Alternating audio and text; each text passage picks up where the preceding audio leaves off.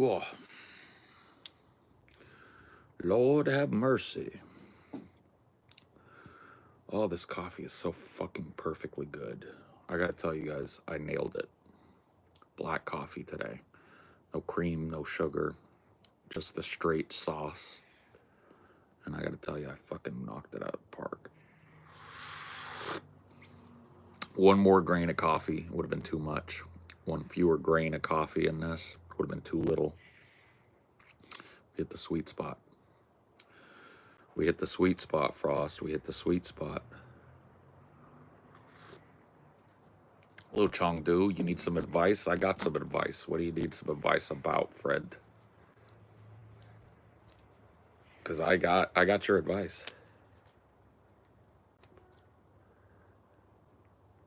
I do.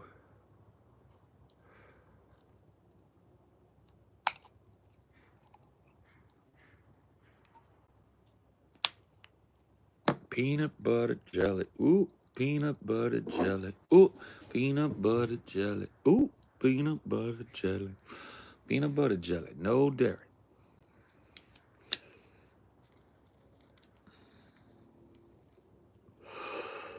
Now you want a cup? You got a McHugh cup. Go to Thailand to dick down this absolute bottle of a chick. However, I'm afraid she might turn out to be a man. Does that matter to you? It wouldn't matter to me. If she's a fucking absolute unit, I'd go. I'd go in on it. It don't matter, right? That's Thailand. Thailand is a grab bag, man. You gotta fucking, you throw it up. You throw it up, and you do what you gotta do. What's up, Paul? I missed the gauntlet. Is this Onion Nuggets week off? No. Today, well, tomorrow will be a show. Friday will be a show. And then it's our week off.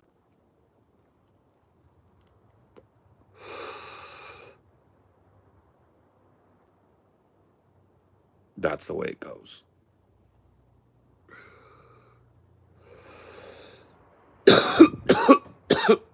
And week off.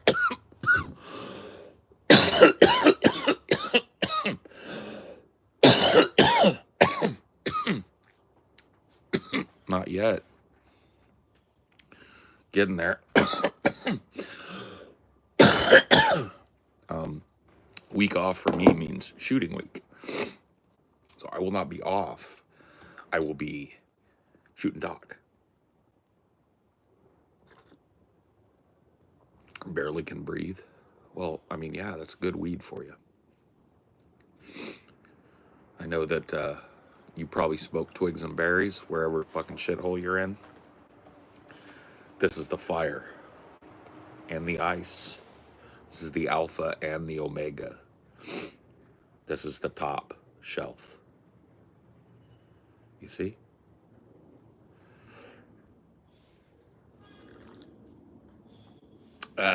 Hopefully nothing horrific happens on the next week off. You know how it goes, bro. You know how that is. Yo, how are you? You know. How old am I? How old do you think I am? I always make people guess. If you care, you gotta guess. 21 Drum Street? Yeah. Yeah, I've seen it. 102? That's close. 45. You hit the nail right on the head. I was born in 1980.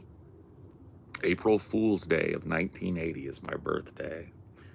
And that makes me a calm, cool, collected 45 years old. And that's something, I gotta tell you. That is something.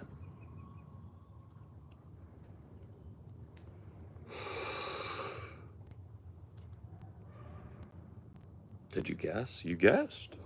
But I'm guessing that you know me already. I'm guessing Cute Frog is a brand new account for you. How much do you want to bet?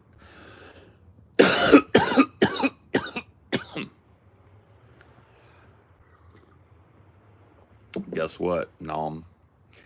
This is a no kid zone, bro. You about to get resurrected up out this bitch.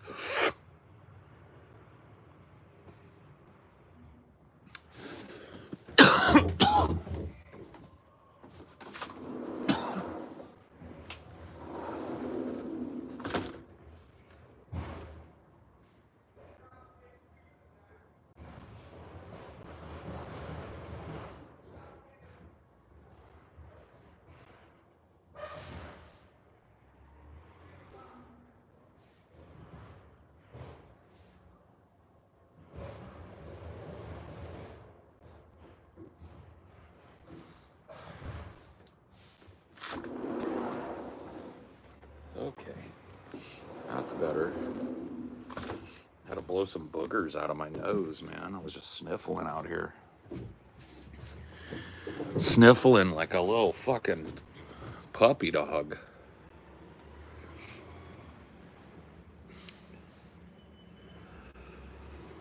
Ooh.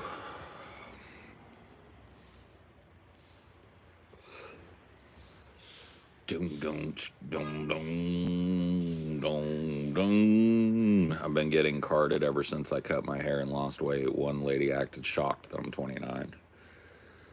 See, that's what I'm saying, Danny. So, like, sometimes you got the good genetics. That's what I'm telling you.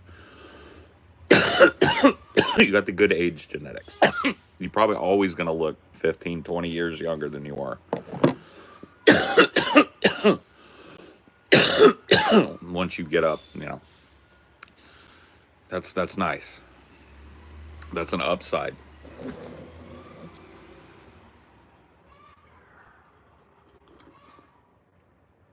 I wonder how many parents will cough up their IDs so their kid can continue surfing normal YouTube. I don't know. I guess we'll see. Yeah, skincare. I don't take care of my skin, so I'm going to look like an old leather shoe. Kind of already do. Look at it up there.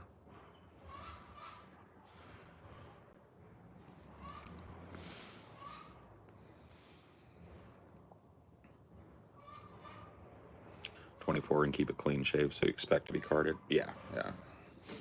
Well, you're also a femboy. You're gonna get carded. You're always gonna get carded, no matter what. 41, people think I'm 20. It's hard to be taken seriously. Damn. That's a cool problem to have, though, bro. Say you'd pass for mid to late 30s. I mean, I think you're just being nice. I'll be honest with you, though. If you go back and look at me when I was in my mid to late 30s, I look better than that. I do. I look healthier and maybe even a little younger than I did then. But I think then I looked in my 40s already. I'm 29, but I look 18. Got the gift. Got the gift. I stopped being carded in my teens. That's how fucked up my life has been. They stopped asking, like, every once in a blue moon. I'm always so flattered when somebody, just because they have to, checks my ID. I'm like, wow. Because I was like 19 when I stopped getting carded for shit. The cut really shaved some years off. Yeah. I'm lucky because I think my hairline looks younger than it is, right? That's just lucky Paul genetics, you know.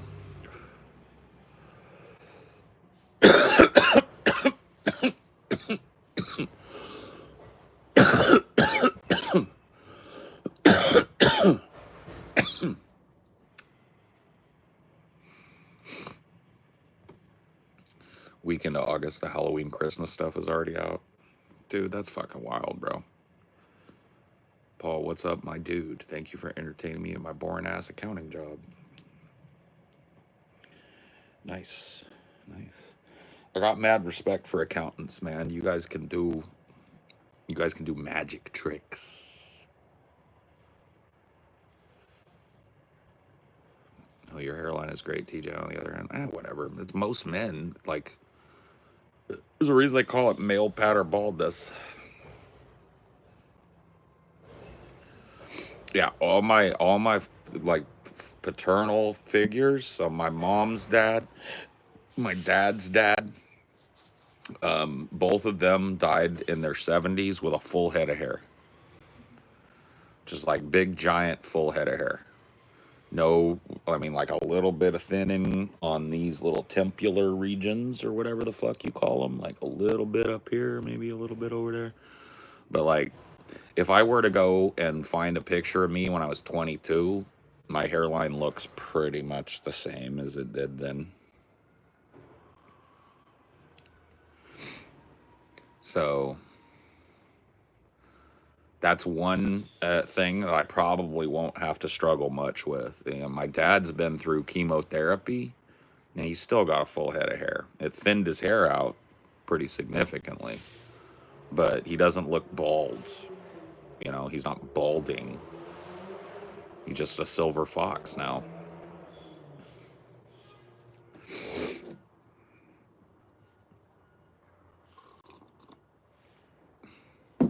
And dad is 70. Shocking. 70. God damn. Can't believe that old dude has lived almost twice as long as I have. Can you believe that shit? You gotta give him that. You gotta give him that. He's almost twice what I am. Well, not all, I guess 10 years shy of twice what I am. That old some bitch. I'm 45.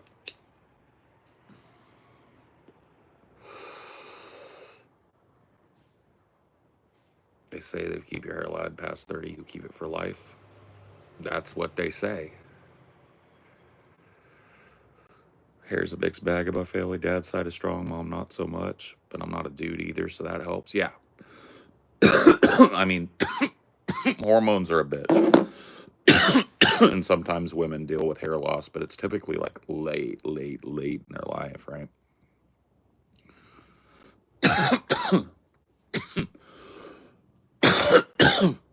So that's good. What are we smoking on today? We smoking on sour strawberry. Strawberry Kush X Sour Diesel. It's a new strain. So Strawberry Kush X Sour Diesel Sativa Sour Strawberry is what we're smoking on this morning.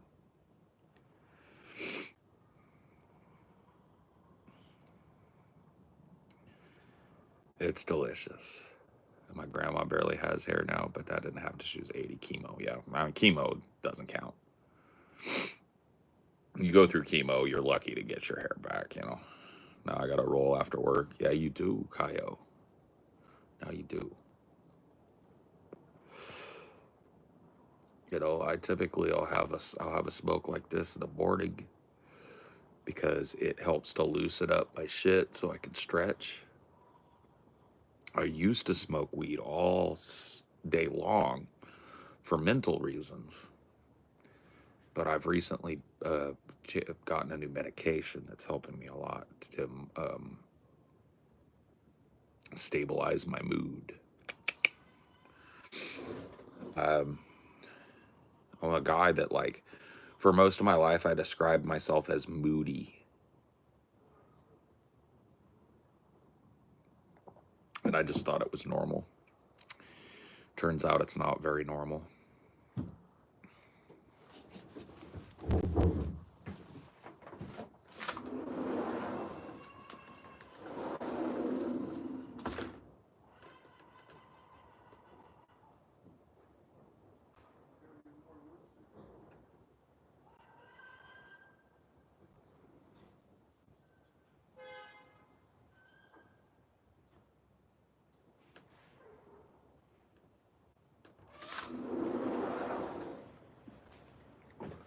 It's a weird thing. It's probably more of an internal thing than an external thing. But I feel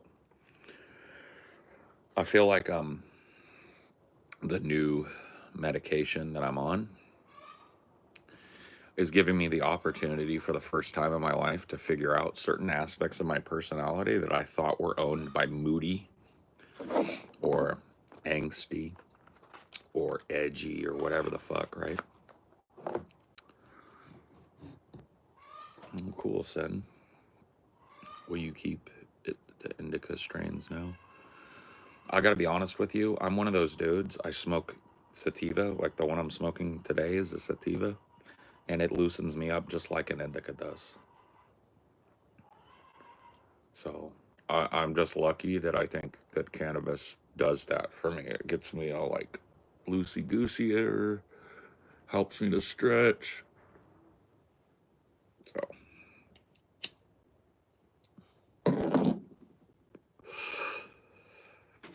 but anyway, yeah, I feel like and Once again, you guys, especially those of you that have been watching me a long time, you may not notice much of a difference. I notice a profound difference in my thought process, how I present, how I speak, the pace at which my thoughts happen, the rapidity with which I lose interest in things and go tangential. Those things have just absolutely like coalesced in my life, and I'm still kind of flipping through it, going like, well, what's me then? You know, it's like yesterday I had a moment. I never would have recognized it as a mental health moment, but this house, it's a little plot of land with a house on it that me and Amelia were eyeing up. And when we go to Forks to shoot Doc, we were gonna look at it. It was up near Forks, and we checked on it last night because we were talking about it, and it's pending. So somebody's made an offer, and the offer's been accepted, and it's in escrow, which means we don't get it. And you know, it's like that's happened to us 5 or 6 times looking at houses. But last night it just punched me in the gut. I got real mad, but at nobody. Like I was just mad. And so I got up and I just removed myself from the situation, right? Because I didn't want to like be angsty at all with Amelia. It's not her fault. She didn't sell the property, you know what I mean? But I was just mad at us for not being more proactive. I was mad at us. I guess not even mad at us. I was just mad, you know what I mean? And so I had a moment where I was like, you're mad for no reason, bro. You need to go put yourself away for a little bit. And I did, you know.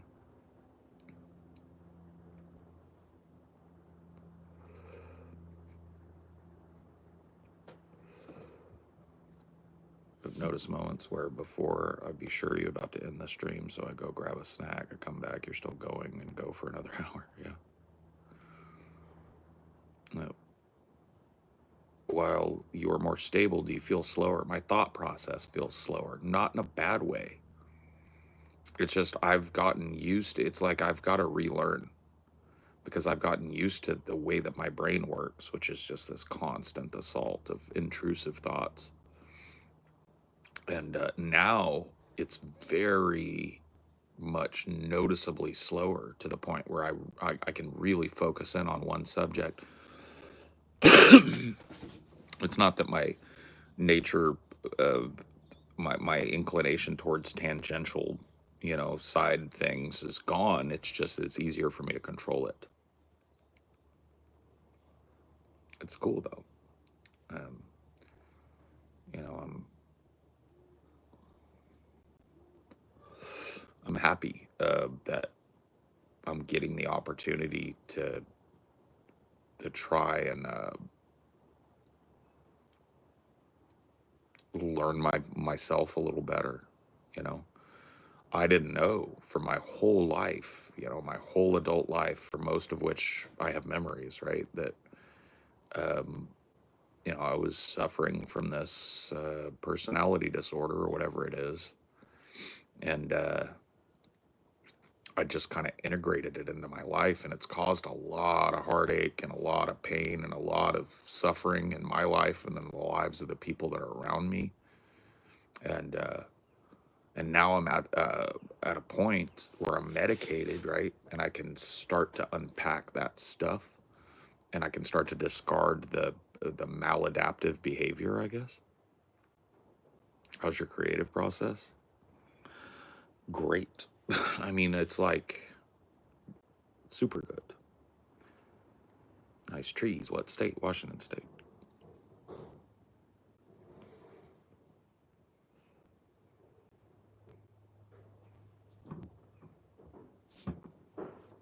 Nice trees. What state? So everything is better overall. I don't know. You know, I'm a short timer on this drug. I'm not even at my maintenance dose yet. I'm walking up, right? So I started at a small dose. I did that for 2 weeks. Now I'm on a median dose, and I'll take that for the next couple weeks, week and a half or so, and then I bump up to my top dose, which is a maintenance drug. The dose. What drug? I don't talk about exactly what drug because I don't want people thinking like, oh, I'm like Paul, I need this. I was diagnosed by professionals and doctors and medicinal specialists. That's what you need to do. So I don't say what drug. It's a mood stabilizer drug, though. It's a class of drugs that was initially made for epilepsy and grand mal seizures, and they found that it works as a mood stabilizer for people like me, and so that's what I'm on.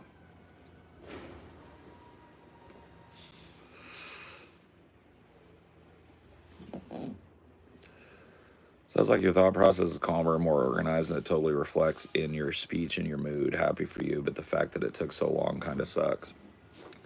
You know what, man? Life is a highway. I'm gonna ride it all night long. Hey, Pranav.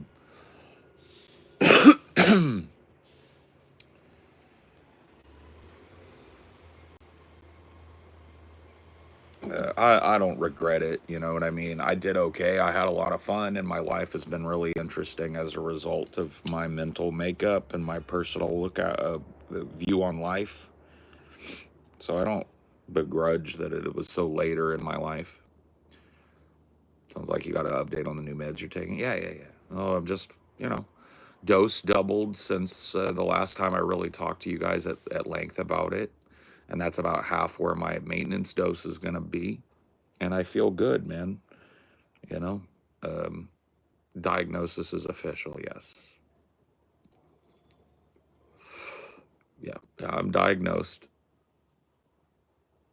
Yep, I'm a bipolar guy. What could I say? I've got bipolar disorder.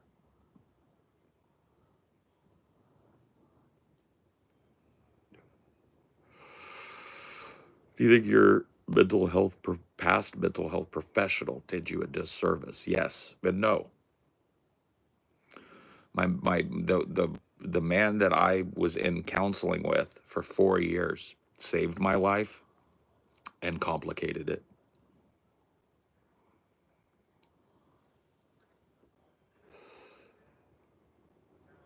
Yeah. Now that I know, well, I am treating it correctly, stepping up dosage on a maintenance drug that will keep me level, hopefully.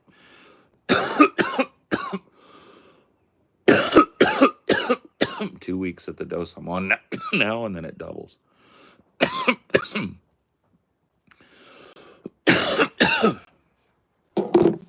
Oh, yeah. Thank you, brother. Every day feels odd to me when I wake up because I wake up even on a day where like last night I had fucking fitful bad dreams. I don't remember what about, but I just remember like for a brief moment when I woke up, I was like, today's gonna fucking suck. And then I got up and I like peed and combed my hair and I put on some clothes and I was like, I'm okay. Today's gonna be good. You know what I mean? And I can think about what I have to do today without like the dreading it. It's just like, okay, on a linear scale, here's what I have to do today. I have to do this and I have to do that. And then I've got some free time in there and I probably want to use that free time to work on the script. And then I do this, right? I could go chill at the Dome for a little while and just socialize, listen to people socialize, which really helps me. Um, go chill in Salt Rackus for a little while, catch up and see what's going on over there. It's like I can think of my day and it's not this insurmountable thing that I hope I make it through. Is there a difference between bipolar disorder and BPD? BPD is borderline personality disorder and is often a comorbid diagnosis with bipolar disorder.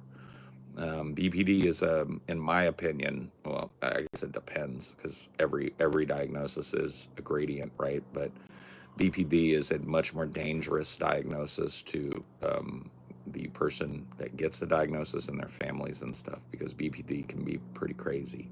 It is a manageable disease, but it is not manageable in the same way that other diseases are.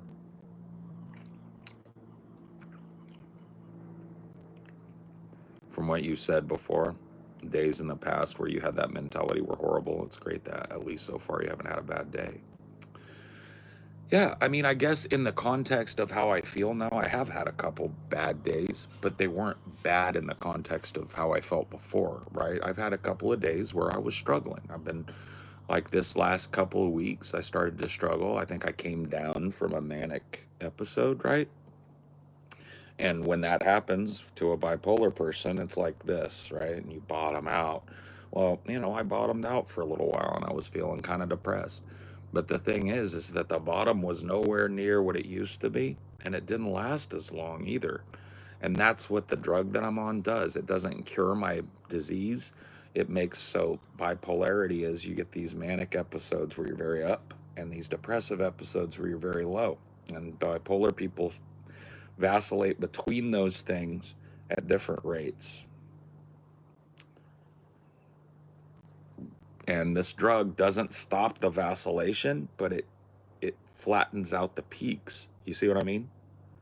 It stabilizes you and brings you a little closer to what a normal person's um, brain chemistry would be, right? So I'm still kind of going like this, but I'm not going like this. You feel me? Does that make any sense at all? Sine, cosine, tangent. Yeah. You're fucking right, bro. I am, dude. Yeah. Sine, cosine, and tangent.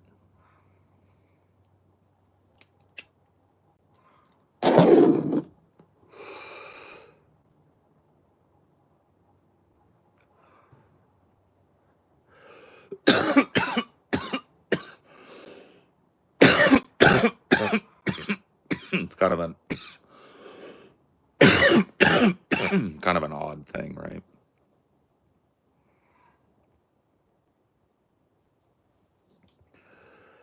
Is it the type of medication where your body gets used to it and you have to take a higher dose eventually? If so, what do you do? Great question. I asked my doctor the same question when she put me on it. And she told me this is not the same class of drugs as other mental health drugs. So I'll give you an example of two different types of mental health drugs, okay?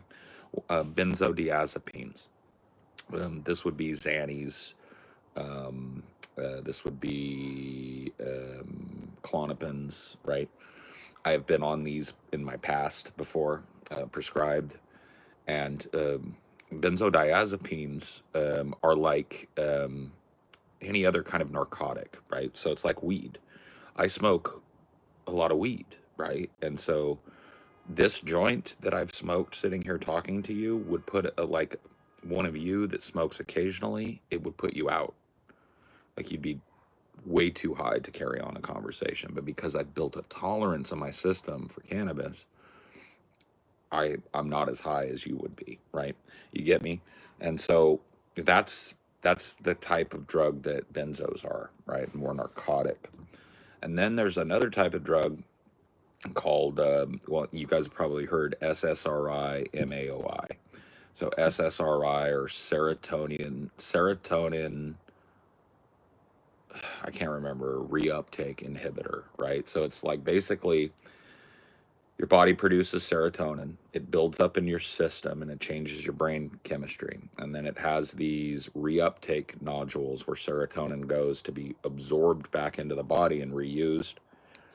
And so what an SSRI will do is it kind of blocks those reuptake inhibitors and lets more free serotonin into your system, which changes your brain chemistry in a positive way. I'm currently, just to give you an example, on an SSRI in addition to my bipolar treatment. SSRIs can help level out. The one that I'm on works a little bit better, or at least clinically speaking, better for anxiety than it does depression. But that's what I've been on. I've been on for years, right? That drug is a drug that you build up a certain tolerance to when you've been on it for a long time. The class of drugs that I'm on right now, it's technically what I said earlier. It's an anticonvulsive. The class of drug that I'm taking for bipolar was developed for people that have epilepsy or grand mal seizures due to brain damage. And I don't have those things, but they've found in clinical trials that it really works for people that do have what I have, which is bipolar disorder. It stabilizes the mood. It is a drug that works immediately. It was like a miracle pill when I took it. I expected, because I've had all of this history with SSRIs, you have to take an SSRI every day for like a month to really start seeing anything. Your body has to build up. The drug that I'm taking now works immediately. You pop it, and within an hour, you are under its effects. And it was like a miracle pill for me because of that. Also, because of that, it doesn't accumulate. You don't accumulate tolerance. So you reach a maintenance dose, is what they call it. And that's what you do. Where you like, this is what normal feels like. Um, I don't know what normal feels like, but I was like, something's different, something's positive. Does it mess with your sex drive? Yes, yes. So I'll be completely frank with you, guys. One of the trade-offs to my mental health problems is that the and I'm on quite a large dose of the SSRI that I was talking about. That dose really, really, really messes with my sex life. It doesn't mess with my sex drive. It does dampen that, but it gives me and you can look this up. It's called anorgasmia. And you can go look it up, and it's exactly what it sounds like. You just can't come. And it's it's one of those things, man. It's a trade-off, right?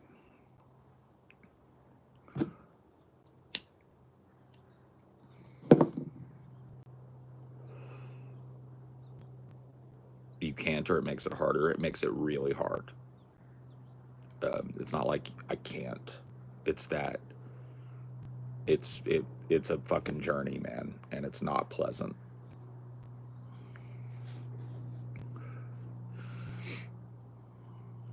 Well, it's one of those things. Now, I don't want to talk too much about my personal life because, it's not just my personal life. I have a wife. But I will tell you this. One of the things about sexuality that is particular to me, right, is that I'm not a hypersexual person. I developed hypersexual mannerisms and language to cover for bisexuality. So I looked at other, what I considered to be like manly men, and I was like, that's how manly men talk about dames or broads. Look at that big fat ass and them big titties. I don't think of sex that way. Sex to me is an almost entirely emotional thing. It always has been. And as a result, I get that kind of emotional fulfillment in other ways. Sex is closeness, and so cuddling, hugging, kissing, holding hands, sitting close to one another, these things are analogous to me. I get the same feelings I get from sex. And so, because sex is not like the orgasm to me, um, you know, it's not a central thing in my relationship. It just isn't.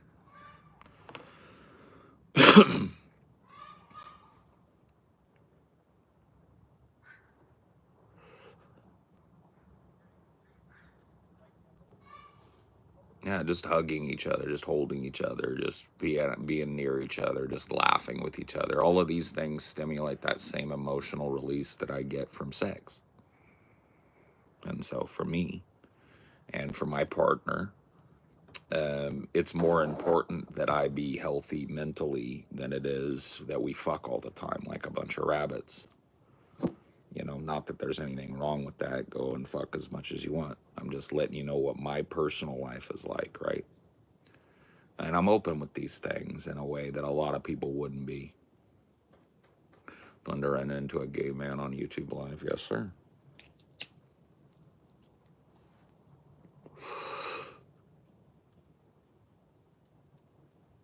I'm open with my preferences and what works for me, but that hypersensitive, hyper-aggressive catcalling, even if it's a joke, yeah, I mean, it just isn't part of me, right? It's something that it's a thing that I adopted as a result of the catcalling and the way the dudes talk about women and stuff. Like, that was something that it didn't come from me naturally. It's something I learned via osmosis, and I started doing more because I was terrified that my friends and my family were going to find out that I'm a bi guy. And now that I've been out, right, I came out at 38, I'm 45 now. This year, really, or maybe the last couple of years, I've really started to run into this thing like, why am I doing this? Like, people know you're bi now. Like, I'm out to my whole family, all my friends know, everybody knows, all my fans. It's no secret anymore. Why are you still doing this? Why are you still doing, oh, look at them tits, look at that ass, I want to fuck that. It's like, you don't really think that way. That's not, so why use it?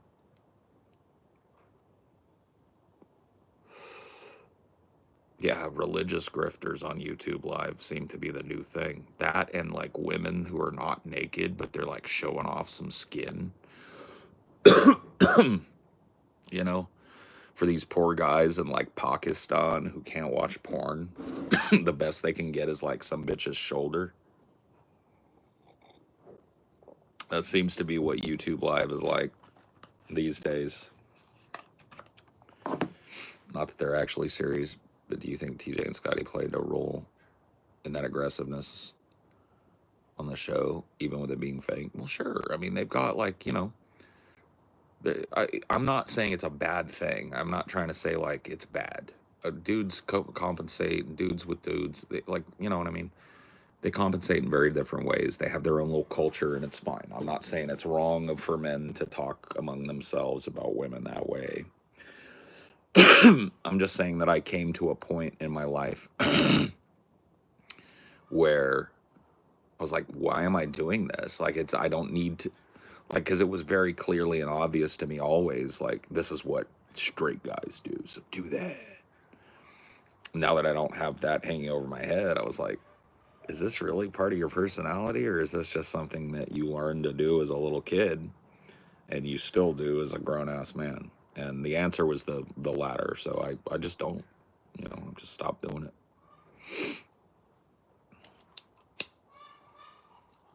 And it's not that I don't appreciate those things. You know, I have those instincts and drives. I eye people up all the time. It's just that I don't really feel the need to bring it beyond to that, you know?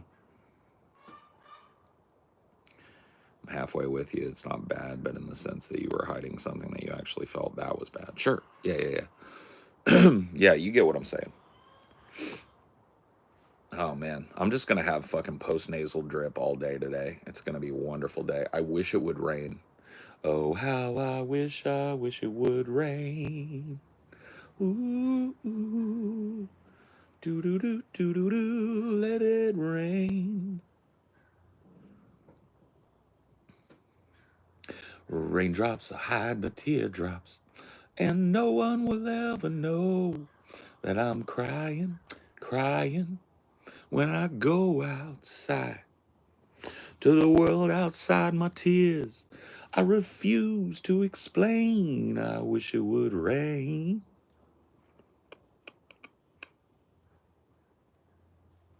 Pontypool, what'd you think?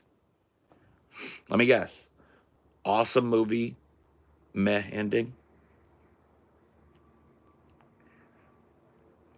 You think other aspects of yourself are learned behaviors in the same way? Oh, absolutely. That's one of the things thank you for asking that, Otello, because that's one of the things I was trying to figure out how to say. It's like, I feel like I am at a point in my life at 45 where I get to sort through everything. You feel me? I get to sort through everything, and I get to go, why do I do this? Do I need it? Is it part of my personality, or is it just a coping mechanism that I can throw away? And that's cool.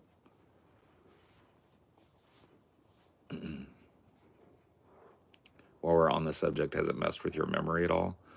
I have to be honest with you, my memory was not great prior to this. Amelia is always laughing because I will think it's Tuesday when it's Saturday. I'll think something that happened a week ago happened 6 months ago, and I'll think that something that happened 6 months ago happened a week ago.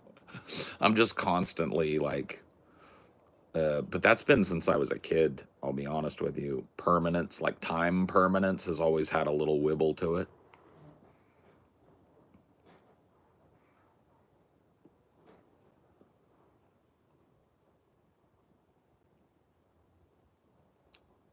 So that is not my strong suit.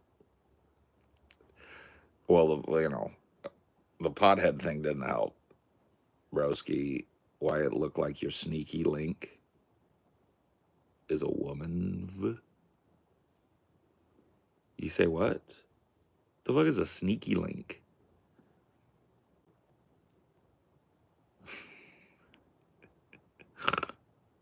Who the fuck is a sneaky link? I don't get it. Somebody's gonna have to explain this to me. If I lost weight, nah, just hair. Thanks though, potato.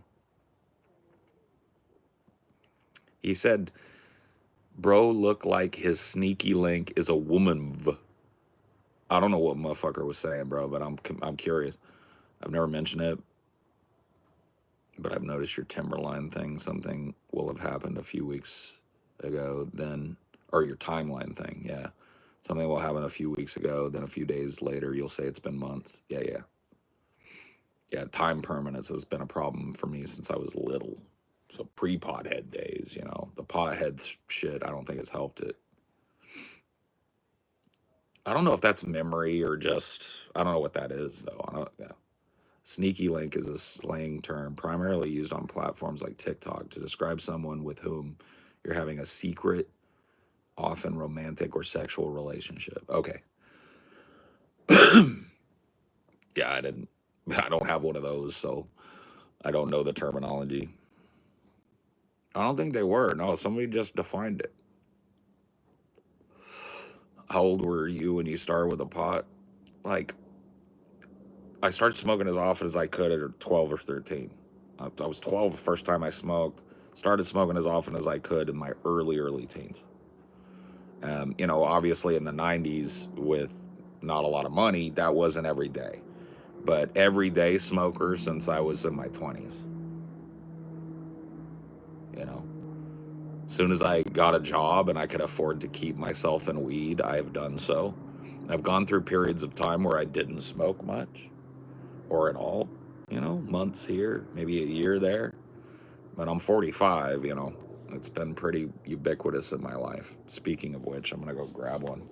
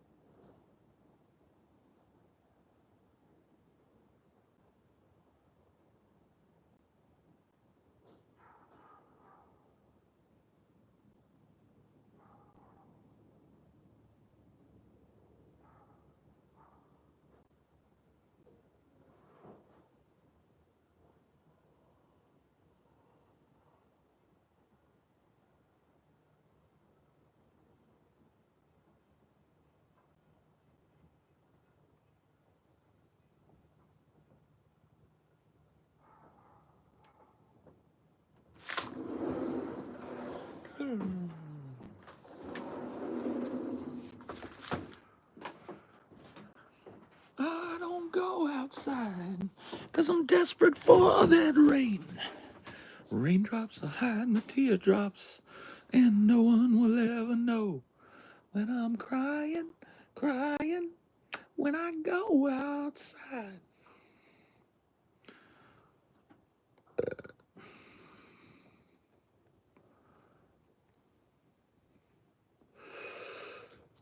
I wish it would rain. Oh, yeah. Heavy southern weighted on the mod team. Way more female mods too, than your average streamer. That just happens by, I think, credential. Like, ladies tend to be less attention seeking in these types of environments. Maybe. I don't know.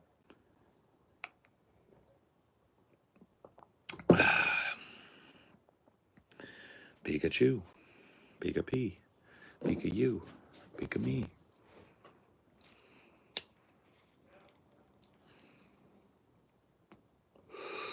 Soulsborne. I can tell what you're about, friend. You like hard but fair games. Bro, you can take my rain. Oh man, I wish it would rain. Oh, how I wish it would rain. Ooh, ooh, let it rain.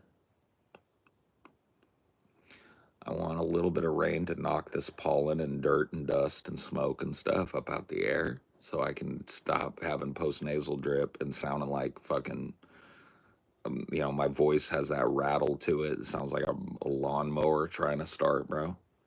That's just like my vocal cords getting drizzled with snot. Sucks, bro. Blackie today. No, not today. No sightings today. I feel like there might be some rain coming in and like animals are prepping because I ain't seen nobody today. I haven't heard many. You can tell like the birds.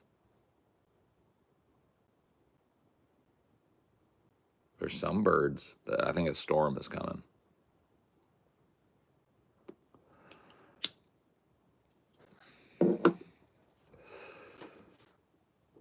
There are wildfires actually here in Washington State. I'm near the ocean, so a lot of that blows out, but it accumulates on these kind of warmer summer days.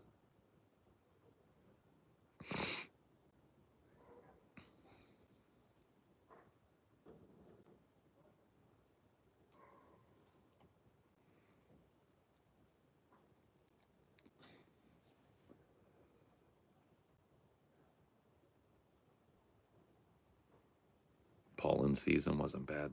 Oh man, it's evil here, man.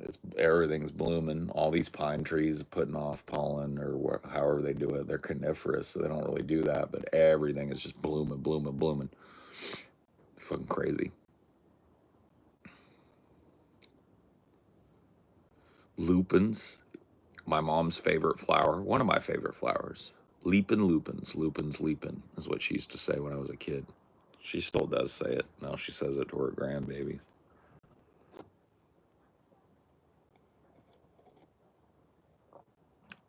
Oh, how I wish it would rain. Ooh, ooh, let it rain.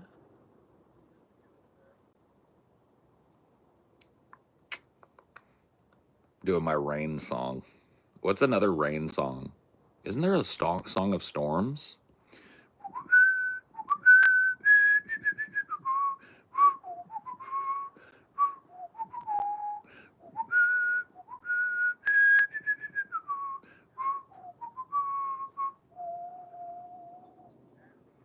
Is that the one? I'm singing in the rain, just singing in the rain. What a glorious feeling. I'm happy again.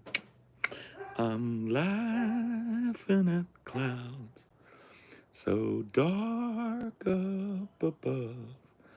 There's a song in my heart, and I'm ready for love. I'll let the stormy clouds chase everyone from the place. Come on with the rain. I have a smile on my face.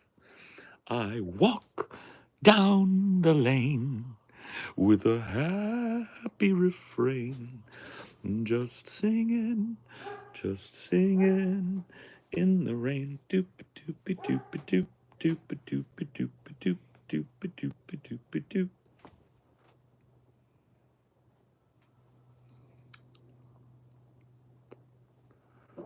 Dropped her halograph on the ground and it seemed like oh, bro. It's fine though.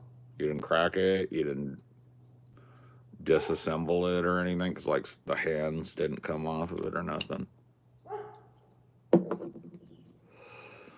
Song makes me think of Godzilla 98. You know what that makes me think of.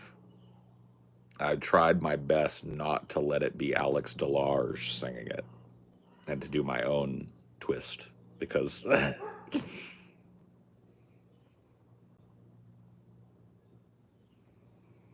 it's fine, barely. Oh, good, man. Yeah, that's a heartbreaker, man, if you end up breaking your halograph. Your Zarek is beautiful, man. Scratched, but still ticking. Hey, you're good. You're good then.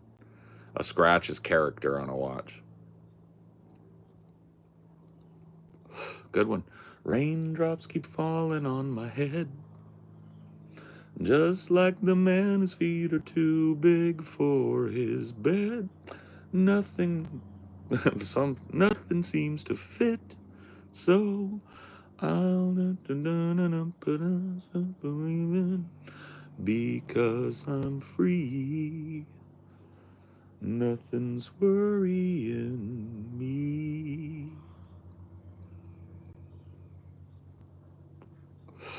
Yeah, something about Mary. Yeah.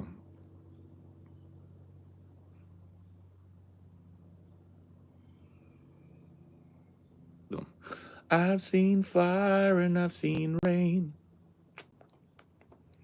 I've seen sunny days that I thought would never end. I've seen lonely times when I could not find a friend. But I always thought that I'd see you again.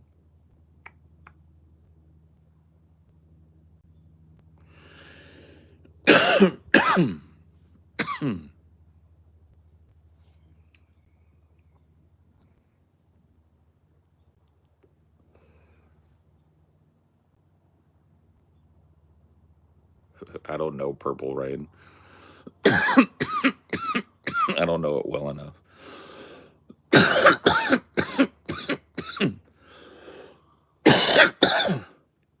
All I know is purple rain, purple rain. That's it. Oh yeah. Bum bum bum bum bum bum bum bum bum bum bum bum bum. How's that one go? Chocolate rain. Some stay dry and others feel the pain. Chocolate rain. A baby born will die before the sin. Chocolate rain. I know it's by Prince. I just don't know the song very well. Sorry, it's not my favorite Prince song. Maybe I'm just like my mother. She's never satisfied. Why do we scream at each other? This is what it sounds like when doves cry. Boom, boom, boom, boom.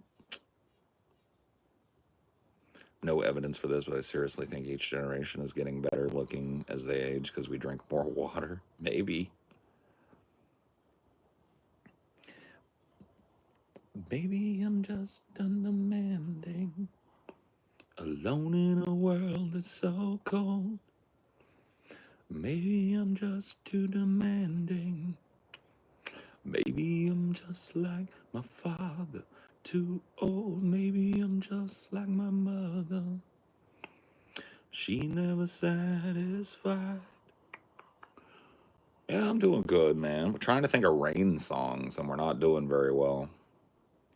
We've got I Wish It Would Rain. We've got Raindrops Keep Falling on My Head, Singing in the Rain. I did the Song of Storms from Zelda. I whistled it.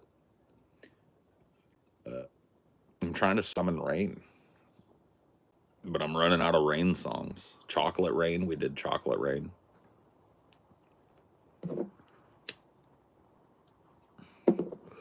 Chocolate Rain. I move away from the mic to breathe. Chocolate Rain. Yeah.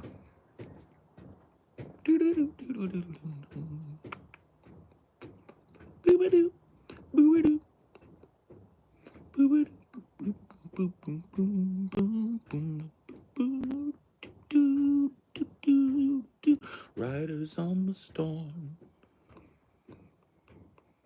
Riders on the storm.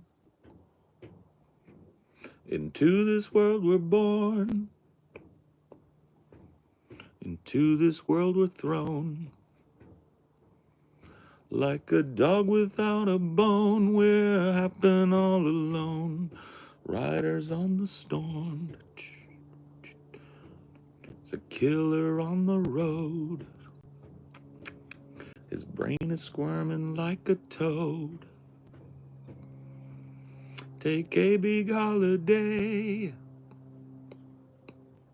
Let your children play.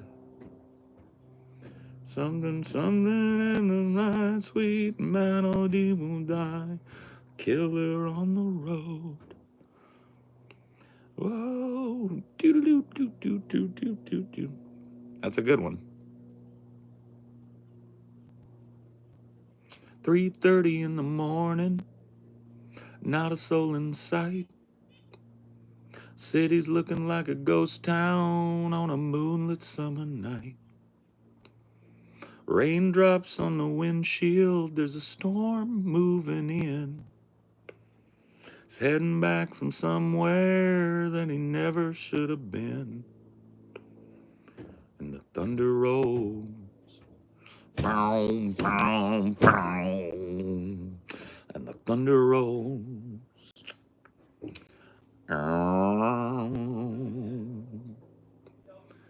Every light is burning in the house across town.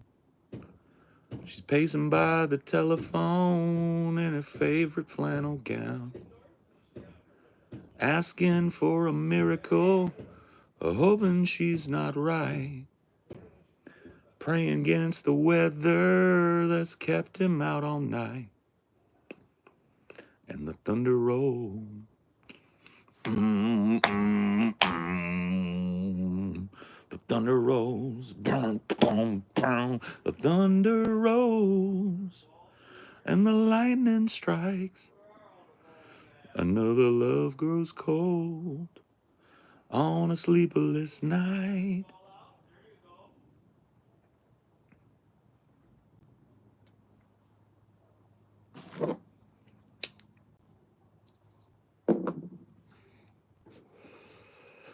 Good shit. That's a good one. That mentions a lot of rain and storms and lightnings and stuff. I don't know, come down the rain enough. I want to know, have you ever seen the rain? That's a little tough. I want to know, have you ever seen the rain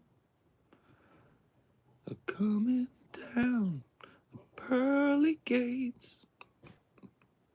Doom, doom, doom, doom, doom.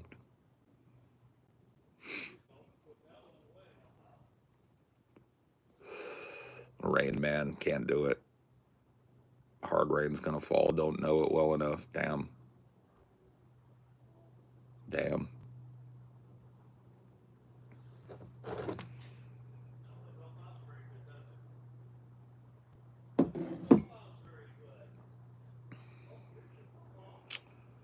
The Doors was good. Yeah, it's a good one. I don't know if it's the best, but it's a really good one.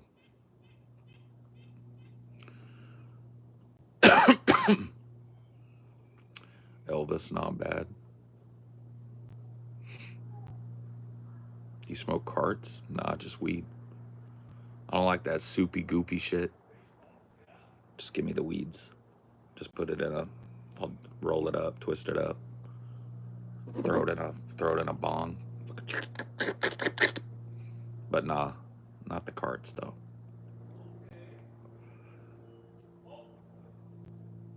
I actually think all this singing got rain to come my way.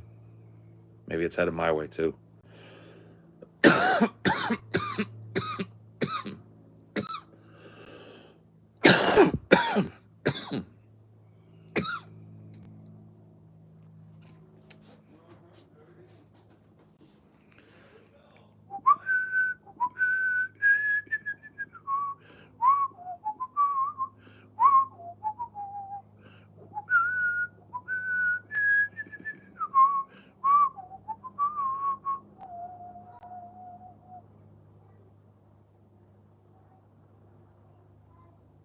Buck B. Who? Paul, if you ever do get into carts, I've had cake carts. I don't like them. Think you took my rain? I checked the forecast. Chances are down. Oh, it's accumulating. I got to keep doing it. What do so many people think the government controls the weather? Well, because they do to a certain extent. Cloud seeding, where you put particulate matter into clouds to cause them to form and condense. So all the rain that happens in Dubai, for example, is government controlled, right? So they can't cause a giant storm to hit the fucking shores. You know, they can't create a hurricane, but they can create rainy conditions in dry areas and dry conditions in rainy areas. Bulbasaur.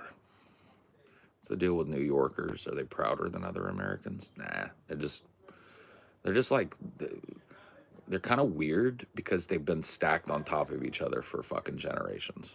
You know what I mean? Like every other place in the world, like that's American, it builds out. They build up. So they're just like cordwood. They're like stacked on top of one another. So they got a weird outlook on life. You know, most of us want to spread out. They want to go up. Paul and TJ are AI slop advocates, and that makes me feel morally superior to them. I don't tacitly support Palantir, Yarvinists, and the butterfly revolution. Say, dude, what?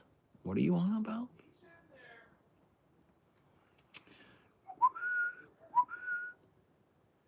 What's another Zelda tune? Isn't there another one?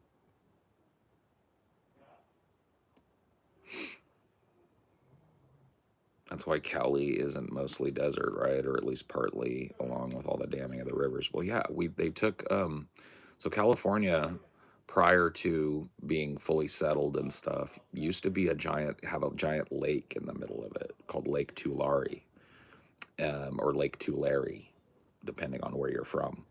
And that lake is now known as the the San Joaquin Valley, which is a huge valley between the coastal range and the Sierra Nevada range, and it's desertified, so that we can pump water down from the mountains to make farmland out of it, right? So that really rich lake bottom kind of soil that existed for generations has created really rich, fertile soil in the valley. And so that's why a lot of the fruits and nuts and stuff that are grown, vegetables that are grown for the United States market are grown there in California. But yeah, we completely and utterly changed the biome. So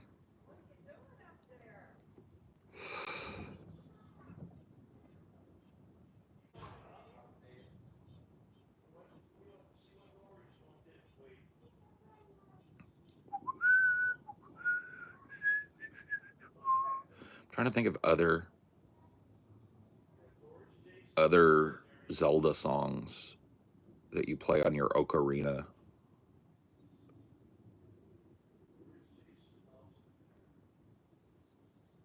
I'm pretty sure one of the songs in Zelda OOT triggers rain. That's the Song of Storms. That's the one I'm doing. Doo doo doo doo doo doo. I'm pretty sure. Is that the Song of Time? That's when you open a chest. Okay.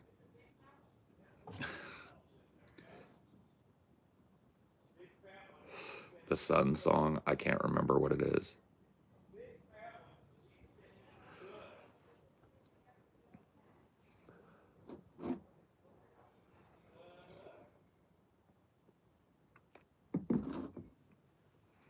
The Bolero of Fire. Yeah. I'm trying to remember Wind Waker stuff. I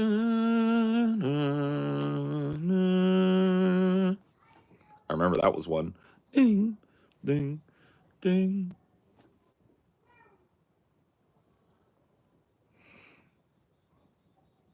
Gonna need your other phone to remember. I just don't. I just can't. I don't care enough.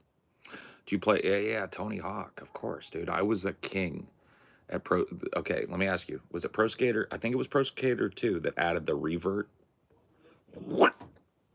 So when you land from an aerial trick, you do a revert into a manual, and it extends your trick.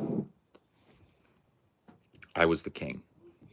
I got to the point on that game where my goal was to see if I could get high, and then trick for like 30 minutes until I got bored. Unbroken. I would just get super high scores.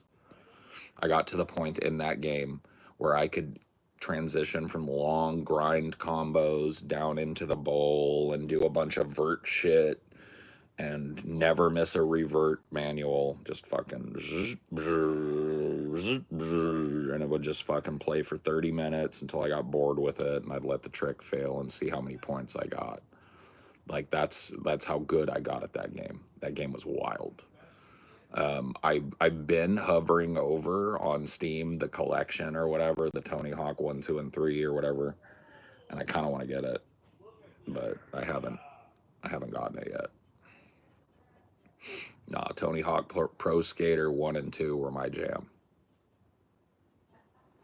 And then there was a really forgotten one that was actually hella fun too. Matt Hoffman BMX, I think it was.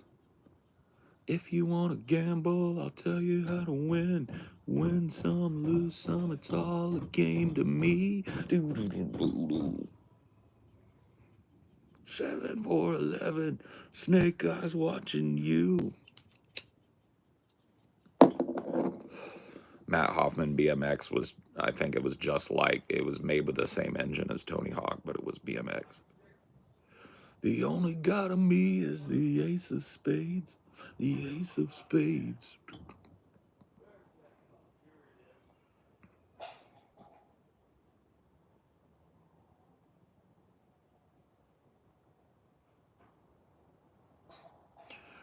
Some are born to lose, and gambling's for fools.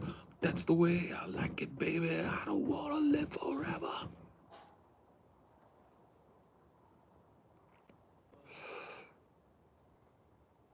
Matt Hoffman rip, yo.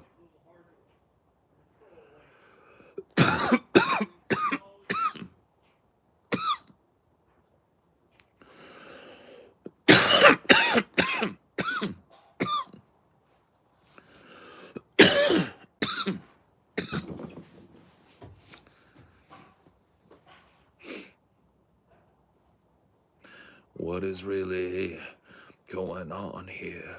Got a system for total control. Is it a lie or is it the devil? Let the light, it'll be your guide. Something that is taking over. Now this is what it's like when worlds collide. Are you ready to go? 'Cause I'm ready to go.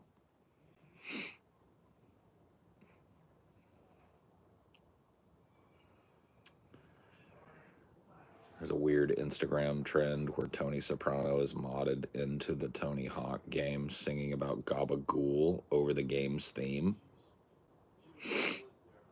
Bruh. Hell nah, femboy. Nah. You gotta get off that TikTok. Shit was gonna rot your brains. That ticky-tacky will rot your brains. That ticky-tacky will rot your brains, kid.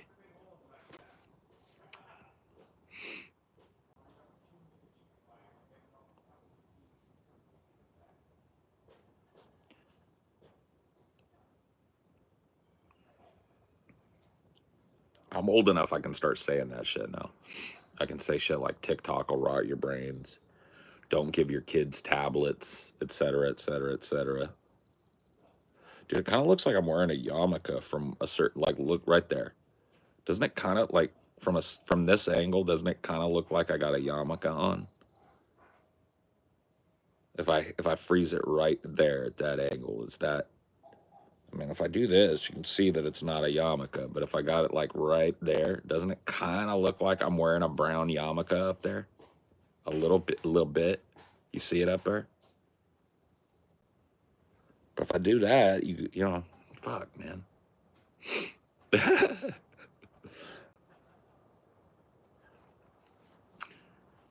Maybe I should freak people out, like bait bait, what do they call them? Fucking anti-Semites. I'll just like hold my head like this, and I'll be like, "L'chaim, welcome, hello,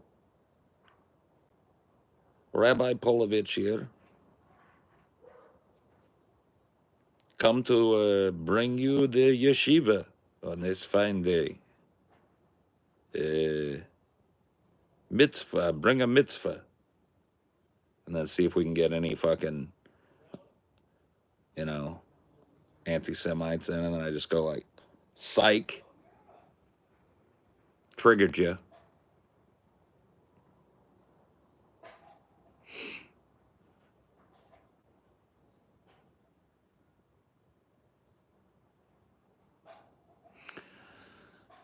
Yeah, a priest. What is it? A priest, a pastor, and a rabbi all are walking together in the mountains, and they come upon a pot of gold. And they immediately start arguing about how much of the gold should go to God. And the priest says we should draw a circle on the ground, throw the gold in the air, and whatever lands within the circle belongs to God. And the pastor says, no, no, no, we should draw a circle on the ground, throw the gold in the air, and whatever lands outside the circle should go to God. And the rabbi says, no, no, no, no, we should draw a circle on the ground, throw the gold up in the air, and whatever God wants, he keeps.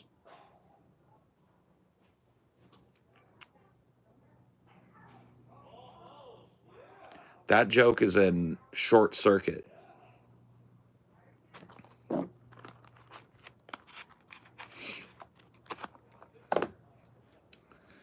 That's a mildly anti-Semitic joke from Short Circuit, I think. Good old 80s anti-Semitism. That's the joke that cracks up Johnny Five. He doesn't get it at first, and then he goes, duh! He gets it.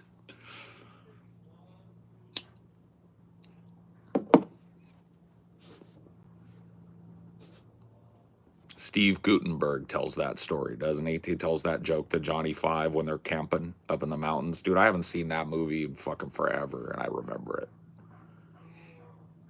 Fisher Stevens and India face big time.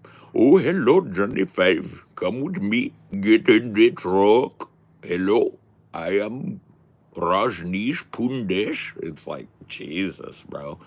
Brown face, black hair. Fucking the most stereotypical Indian accent you ever heard in your life. Shit was wild, man. The 80s was wild, bro.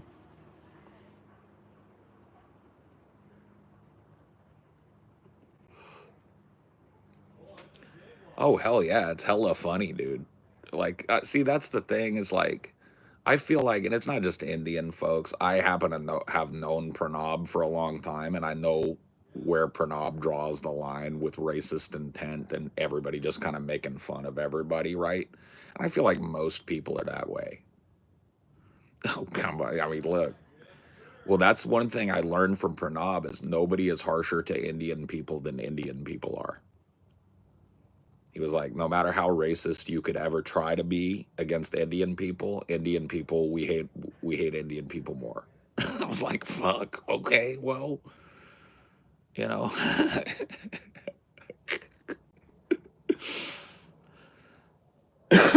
What percentage of the US population is white supremacist, would you guess? I don't know. I would say it's probably like when you go full like white supremacist, I think it's probably pretty low. Like a small single digit percentage. Now that's any percentage is pretty high, but I'd say it's maybe 1%, maybe 2 that I would really classify as having true like white supremacist intent. Now, if you expand it out to people who have kind of silly white supremacist views that are adjacent to other views that have been kind of snuck through, the premise has been snuck by them, they haven't read enough books to be able to catch the premise, that expands out. There's a lot of people out there that are like useful idiots for racism and fascism. So, yeah, you know.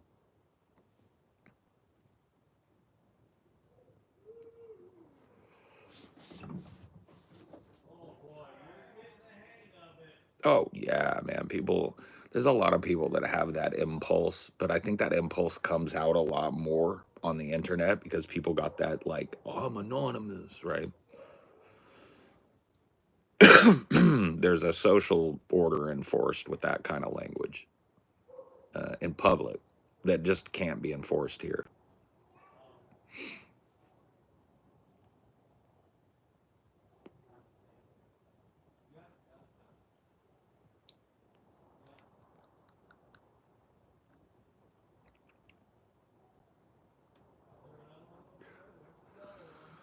You know, listen, guys, I ain't racist, but y'all ever seen a black person eat a watermelon? I mean, come on. You know what I mean? It's like,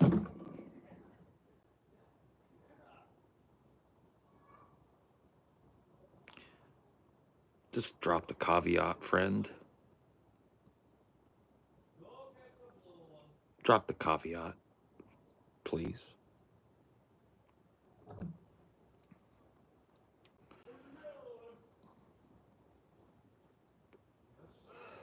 You saying that statement makes you racist. Oh, shit. Yes. Looks like you got a good view. Yes, sir. I always enjoy sharing the view with people, so here you go. Here's what I'm looking at while I'm sitting here talking to you guys. Here is my backyard and my porch and all of that stuff. I'm a very lucky guy. Very lucky guy. Got a very peaceful life. By design, though. I had to seek the kind of peace that I have. I live in Washington State on the northwest part of the Puget Sound.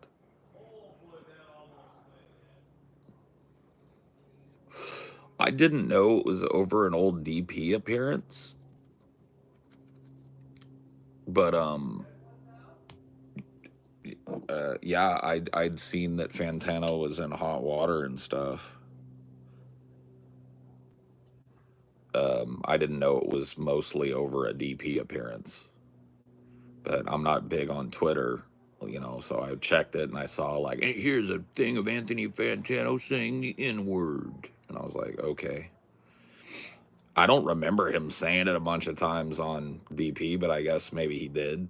I don't know.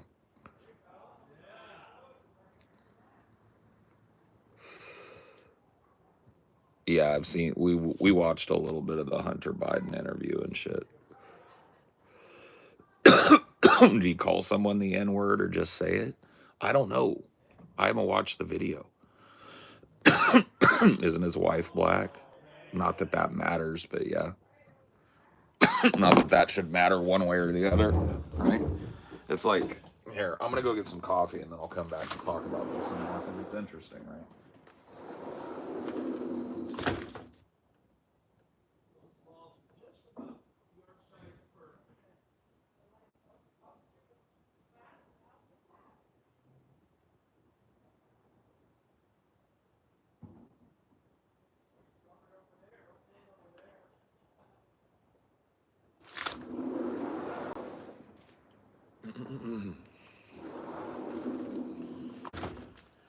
So, algorithmically speaking, right, especially in the COVID era, there was a real impetus, and I'm actually going to do a show about this here pretty soon for the patrons. Well, not for the patrons; it'll be a live show for the people. But there was kind of a modulate your speech or die kind of new YouTube era. You started hearing things like sewer slide and unalive and grape. And one of the things that became persona non grata is a white person even contextually, whether it's like rap lyrics or anything, using the N word, soft A, hard R, contextual or not, right? And so, as a YouTube personality now, I'll be fucking direct, straight up honest with you guys because I'm kind of uncancelable. I'm not big enough for a hate mob to care enough about trying to cancel me, and I'm not dumb enough to be canceled. And so, I'll be straight honest with you guys. I grew up with a mixed racial group of friends, one or two black guys in that group, couple of Hispanic guys, and a bunch of white dudes, right? And every last one of us in the 90s used the N word with the soft A as a greeting. And we listened to rap songs. I rapped along with those songs, and there were no compunctions about us saying that word among our black friends, among our Hispanic friends. But we also realized that that word was not for the broader public. Among our friends, we had an understanding that that word was chill, but you didn't catch us going out in public and using it hella loud around mixed groups of people. Just wasn't going to happen, right? There was a social barrier that made it kind of more appropriate. Okay?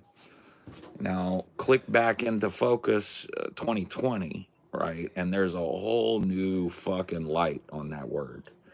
And a lot of white people like to use that word as a weapon, right? Even if it's not with racist intent, they're like, oh, well, you can use it, I could use it type of bullshit.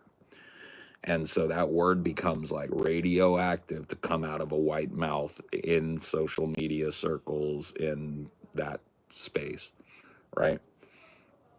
I've been doing this for 10 years. So it's 2025. I started my YouTubery and, like making money doing it in 2015. Okay. In 2015, you could say it as a white guy on YouTube contextually. Now, if you were going around hard R-ing black people, you really weren't going to fucking survive that, right? But you could contextually say the word. You could rap along with a lyric that had it in there. One video that I did that I had to take down off my channel, else lose it, was somebody said it was the YouTube atheist community back, and then this is the early 2000s. We're talking like 2008. And somebody had made a video like, who's the best rapper? Like, among the YouTube atheists. It was like the YouTube gangsta rap challenge. YouTube atheist, right? It was fucking cringe. But I did Let Me Ride by Dr. Dre. Creeping down the... Okay, let me see how far I can get before I can't do it anymore. But I did the whole song just as it appears on the Chronic. Creeping down the back street on D's. I got my Glock cocked because want these. Soon as I said it, seems I got sweated by a neighbor with a Tech 9 trying to tech mine. You want to make noise, make noise. I make a phone call, my neighbors coming like the Gotti boys. Bodies being found on Greenleaf with their fucking heads cut off. Motherfucker, I'm Dre. So I did the whole thing, right? With no neighbor. No neighbors, right? Nobody fucking cared. Black people, brown people, white people, the atheist community, the Christian community, nobody gave a shit. Just wasn't controversial. So you have to understand that I made a conscious choice to stop using that term, not just because it's fucking radioactive here, right? But also because it means something different to black people these days, and I'm willing to acquiesce to that. I don't want to make people uncomfortable by using a word that seems out of fucking character or out of context for me to be using. Now, I can if I want. There's nothing stopping me from doing it. I just choose not to. Yeah, he did. He said it. TJ said it a bunch of times. Yeah. I'm not TJ. That's his cross to bear, right? I said it a bunch of times contextually. I rapped along to songs. Use it as a greeting here, there, spicily. I just got no shame in my game. It is what it is.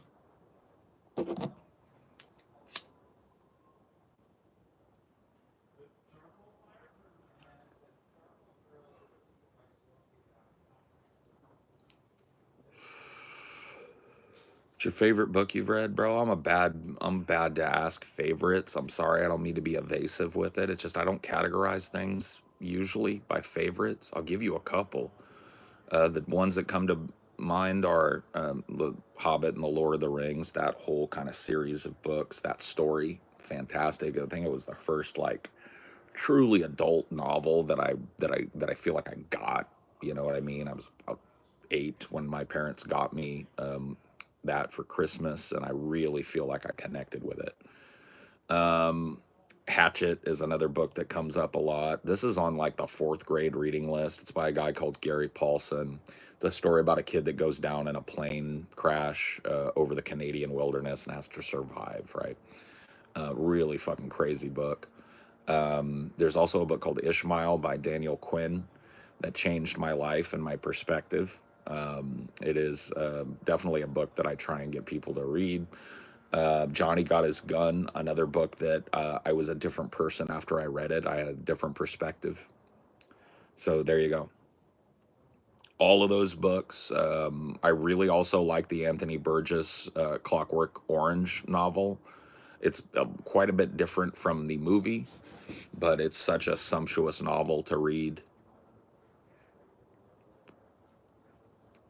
You want some easy reading? I'm a big Stephen King guy, at least his early stuff, right? I haven't read all of his new shit, but all of his old shit I've read. It, The Stand, fucking, you know, Pet Cemetery. I like his story compilations. So, like 12 Past Midnight, Everything's Eventual. He has a lot of really good short story compilations as well. I do like some fantasy, but obviously, The Lord of the Rings is the core of that. I've read a lot of fantasy. The Once and Future King, I remember being a pretty good fantasy novel. Eye of the Dragon, which is a Stephen King fantasy novel, is pretty good.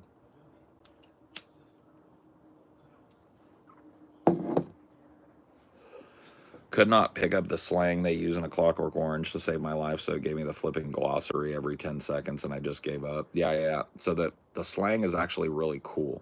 It's called NADSAT in the world of A Clockwork Orange, and it is a mixture of Eastern Bloc terminology and Cockney rhyming slang. So it informs a little bit about the universe of A Clockwork Orange without telling you. This is a world in which the Soviet Union has broader influence than it currently has, and teenagers all the way in jolly old England are using terms like groovy. Groovy means blood, right? They're using terms like apologies, which is Cockney rhyming slang, right? Which is just them breaking up apologies. Apologies, right? And it gets crazier than that in the book, crazier still, right?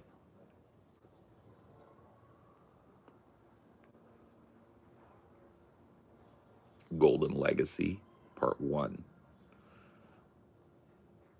Yeah, I don't know, man. Fantasy. Yeah, man. If you get it and you think it's good, pop back in here and tell me, because I'm always looking for a new book. Right now, I'm kind of deep in the Warhammer 40K books. I'm listening to audiobooks when I go to sleep at night. And then I found this fucking history channel that has my mind fucking racing, bro. If you know about me, you know I am fascinated with pre-human ancestors. So Homo erectus, Homo, Af, there's a bunch of them, right? Like pre-human ancestors.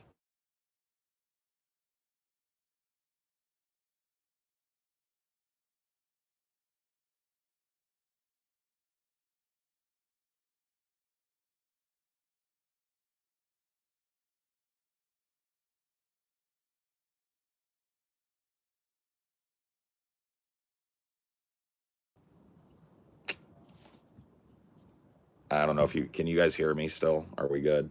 Somebody was calling me from fucking Las Vegas. No sound? Okay. That should fix it.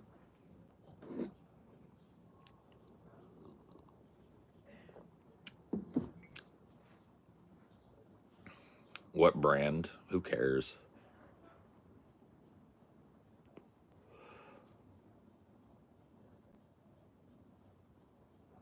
No audio. Uh-oh. Hugs is behind. Well, I think the internet takes longer to get to Iceland.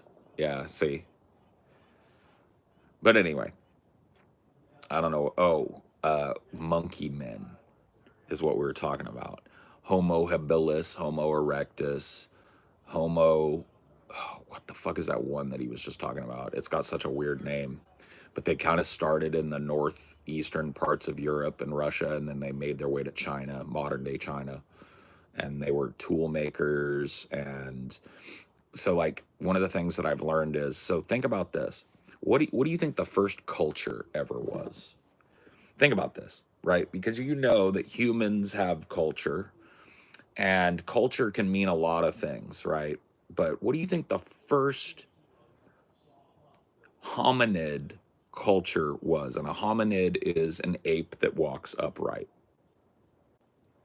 What do you think the first hominid culture was? No, cave paintings come way later, bro.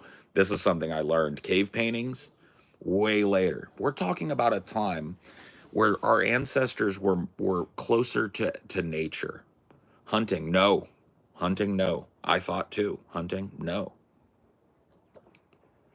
Our ancestors at this time, so we're talking Homo erectus, they were scavengers. They didn't eat a lot of meat. They were gatherers and scavengers. Religion or food? Well, kind of food, but not necessarily food. It is connected to food, but connected to other things as well. Australopithecus, afarensis, yes. Burial culture comes later, way later. We're talking about you. If you looked at this, it would look like an ape man, right? It would be kind of human in the face, but it would be an ape. It would be hairy on its body. Homo habilis, yes. Homo erectus. What is the culture, the first human culture that emerged in those? Not cooking. Cooking came way fucking later. Way later. It's called flaking. So here's how it was explained to me. At some point, one of these animals that have these dexterous hands, right? Their thumbs are not fully our thumbs yet, but they can move their hands. And because they walk upright, their hands have been freed up. And they pick up a piece of obsidian and they have a piece of, and they throw it on the ground and it flakes. And they pick it up and cut their finger with it. That moment happened, and it changed humanity, right? That flake was a tool. And because he cut himself with it, this ancestor of ours realized I could use this in so many ways. And so it may have been the first tool. In fact, it was the first tool, a flake of obsidian, a flake of sharp rock. Flaking. And so this animal, this ancestor of ours, this pre-human ancestor, this hominid, took this flake and he grabbed that rock that he'd thrown down, and he grabbed another rock and he started hitting it. And he hit it at a certain angle with a certain strength, and a big flake would come off, a big edge on it. And all of a sudden, you have an artisan amongst apes. He brings that back to his troop. They have found a carcass that they've managed to drag away from a predator. They've got it sitting in front of them. They are grabbing it with their hands and gnawing it with their teeth to get little mouthfuls of flesh and sinew and bone and skin. They're spitting out the hair. This guy comes out with this flake, and he starts peeling the fucking inedible skin. peels that off, puts the hide. Now you have a hide. That's a whole different thing. You can scrape the hide with your flake. Remove the biological material.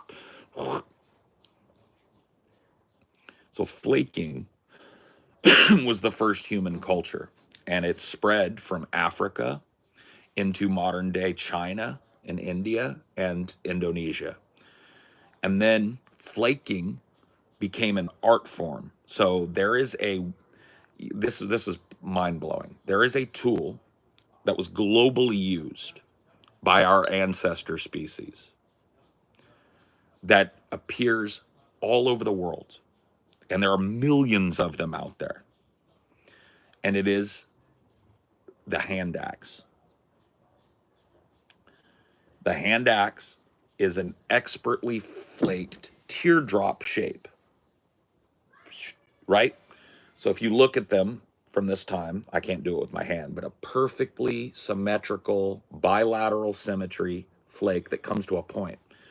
You would grab it at the base of it with your hand, use it to chop, use it to fight. You could throw it in desperation and really hurt somebody with it, scrape hides with it, right? And that one design appears not only across continents as humanity, well, not humanity yet, but as Homo erectus spread and diversified, right? That that design went with it all over the world. And it's the first example of design in human history. And it is also a tool that remained exactly the same. Not all obsidian. Flaking started with obsidian and those types of rocks. It moved to other rocks. We're talking stone tools now. We're talking using that flaking technique to rub a harder piece of rock against a softer piece of rock to create a bilateral symmetrical edge. And there are millions of these that have been found all over the world. And for a million years, the design didn't change. So there was one thing. A lot of people think novelty is the sign of intelligence. But what if conservation is the sign of intelligence? What design that's prevalent now, today, do you think will be exactly the same and unchanged a million years from now? A million years.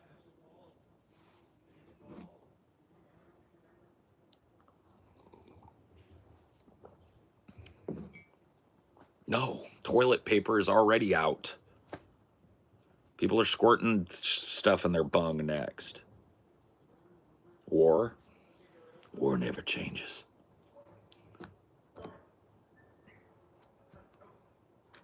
The wheel has already changed really functionally. You know what I mean? The wheel is constantly being reinvented. We're talking about one design, the teardrop hand axe. Beautiful, functional, bilateral symmetry, useful tool that allowed pre-human ancestors to access meat in greater quantities. It led directly to fire, which was the next innovation. The hand axe existed millions of years, or a million years at least, before human beings and our ancestors started to touch fire and grab it and use it back at the camp, right? So this was pre-fire. A lot of people think fire was it. No, it was the hand axe. So there were apes, hominid apes, that are our ancestors out there doing absolutely amazing artistic flaking, making these axes, the shape of which didn't change for a million of years, and the functionality of which didn't change for a million of years.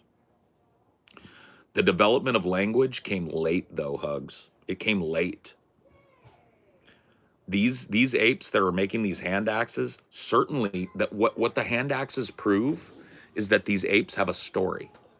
That's the thing that this explained, that it was explained, you know what I mean, in this video I watched.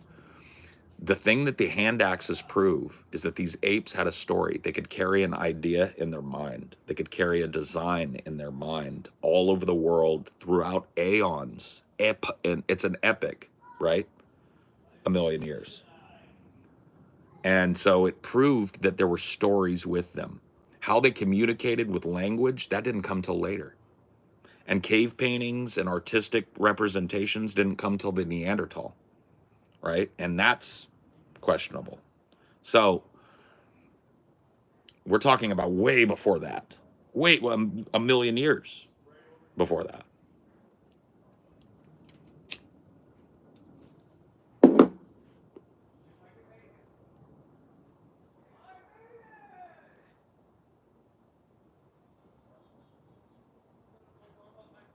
So it's just like shocking to me, right?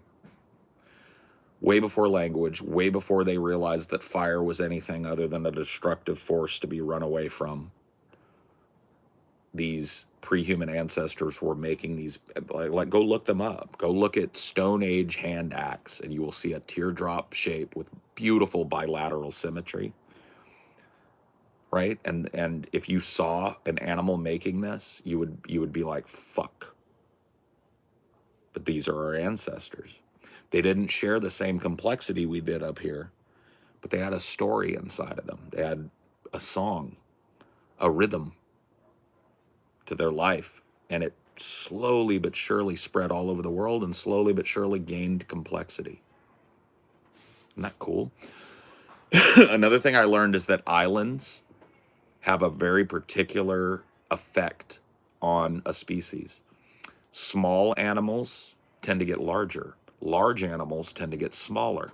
So in hominid species and pre-human hominid species, it's called pygmification.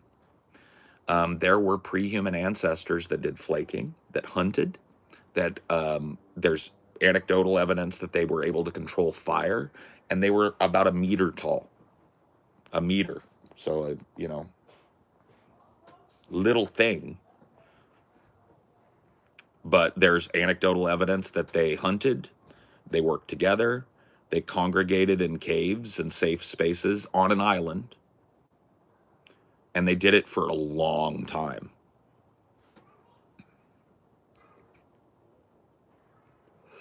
You must have went to school for anthropology, psychology.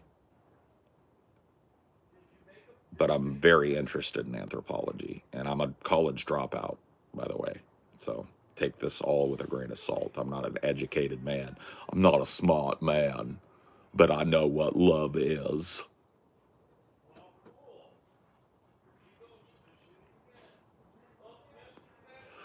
So yeah, islands have a very peculiar effect on all animal species. When you're cut off from the mainland, like I said, large animals get smaller, small animals get larger. There are usually very few predators on the island. Predators, large predators, cannot sustain themselves on the island. They die off. Small predators live. Um, yeah, and for a long, long time, these pygmy races of early human existed. So one of them all the way up until they probably coexisted with Homo sapiens before they all walked into midnight together.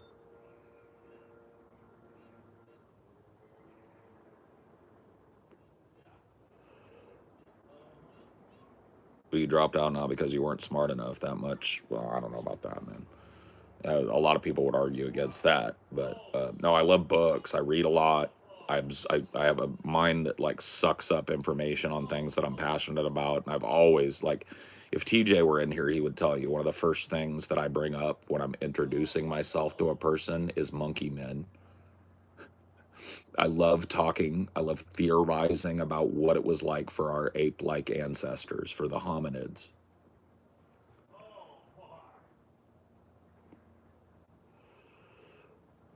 I wonder how far back you have to go for humanoids to be unfuckable because they're never, right?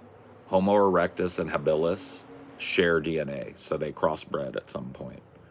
Um, I'm trying to remember Homo herbertensis or something like that,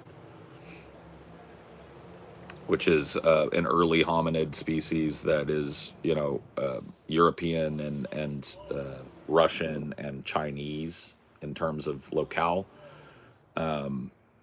They fucked Neanderthal. Neanderthal fucked humans. Humans fucked Neanderthal. You know what I mean? Like, so the answer is they were never unfuckable. You know,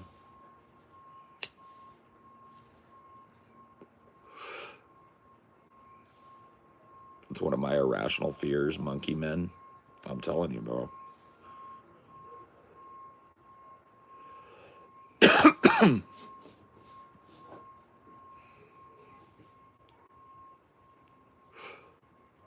Well, I appreciate it, ominous slug. I don't think of myself as all that very smart. I'm just well read. Neanderthals defo had big swinging hogs. That's actually not the case. It's not the case. They had small penises and high pitched voices as well. If I were a Neanderthal, I'd probably sound like this. Hey there, you better stop talking smack. I mean, we're not 100% sure that Neanderthals were capable of language. Yeah. Yeah, Neanderthals, you can look it up. They would have had a higher pitched voice. They would have been stockier than the average guy, right? Stockier than the average lady. Like their bones were denser, thicker. Well, you have met a couple of them because if you've met a white person, you've met a Neanderthal. Hi, I'm a Neanderthal. I've got X amount of percentage in my DNA of Neanderthal DNA. And that's all white people, period.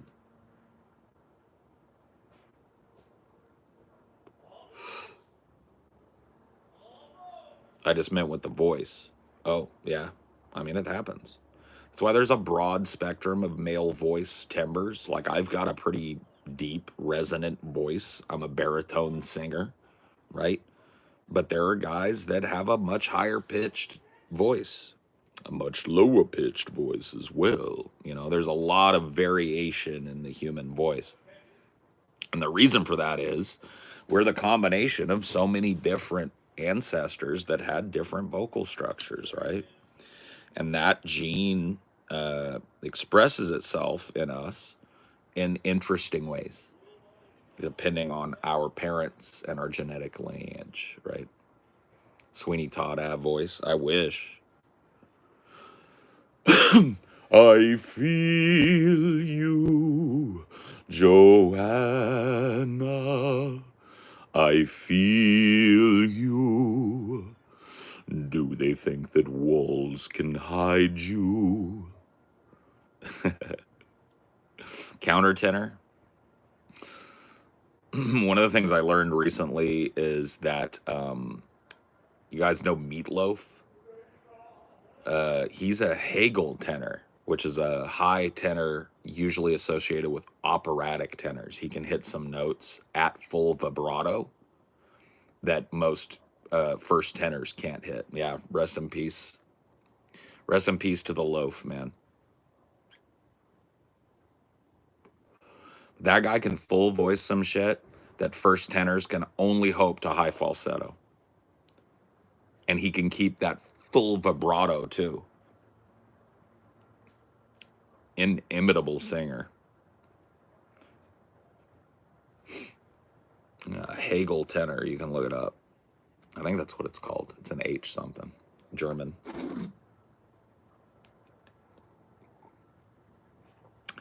I mean, like, just think about this. Full voice. Whatever happened to Saturday night? That's me stretching my falsetto to the max as a baritone. Whatever happened to Saturday night? I'm using nasal pressure to push it. He could full voice that. My fingers kind of fumble with that white plastic belt. Da da da da da da da da da. Helden, thank you. Opportunity, bless. I have to drop it an octave to even hit it. And even then, it stretches me as a baritone. I really love that rock and roll. Opportunity, bless. Oh, no, it's not opportunity. It's opportunity, bless my soul. I really love that rock and roll. Oh, I mean, the diaphragm is necessary for any singing, right? But I have to go all the way up here into my head to even whatever happened to Saturday night, all the way up in my nose. He could hit that full voice with vibrato. Helgen tenor, thank you. Fucking crazy. When Meatloaf sang, I won't do that, what did he mean? Well, if you listen to the song, there's a part where she says, sooner or later you'll be screwing around. And he says, I won't do that. No, I won't do. So, well, I trained as a baritone. So I learned how to go way low with my voice. But even then I would struggle with Sweeney. Sweeney is pretty women, fascinating, combing their hair, dancing. I would have to train again and stop smoking. But I've got the range. Ozzy was a great singer. Oh yeah, Ronnie James Dio was fucking amazing. A little short stack.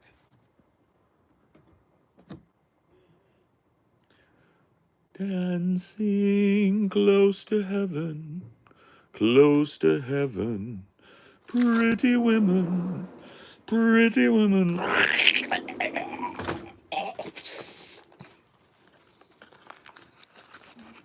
Hey, baby. Sorry, I've been singing out here today. It's okay.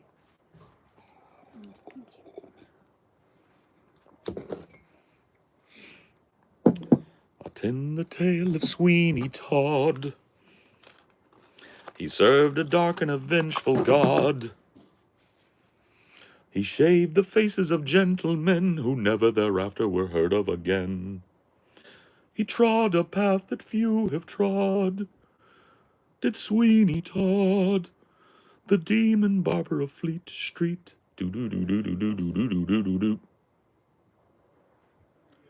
Swing your razor high, Sweeney, hold it to the sky. Freely flows the blood of those who moralize.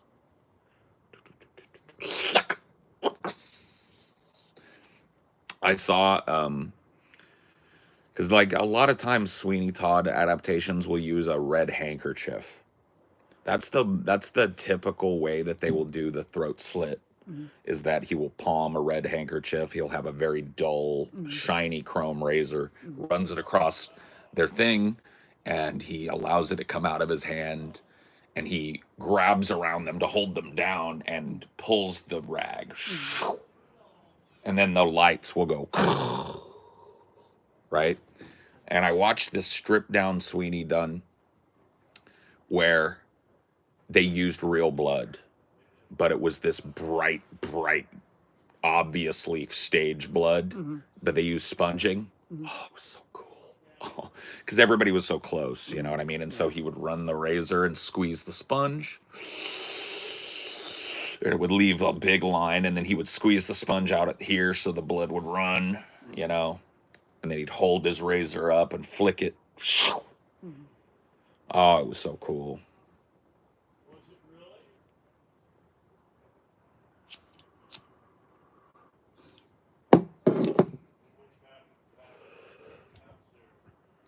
A lot of countertenors are baritones, but have studied. Yeah, my falsetto is not trained. It's decent, so I can use it to carry a tune, but I can't full falsetto at the range that I would be able to if I quit smoking and started training again. Back in high school, I used to sing. Well, I was first tenor, or sorry, not first tenor, second tenor, first baritone, and I would be placed wherever my voice was needed. So in my teens, I had a lot more range and a lot more clarity to my voice, but I have abused my privileges. Smoked, drank, a lot of weed, a lot of cigarettes, and if I quit all that and started training my vocal cords again, I could get a little bit of that back, but probably never all of it.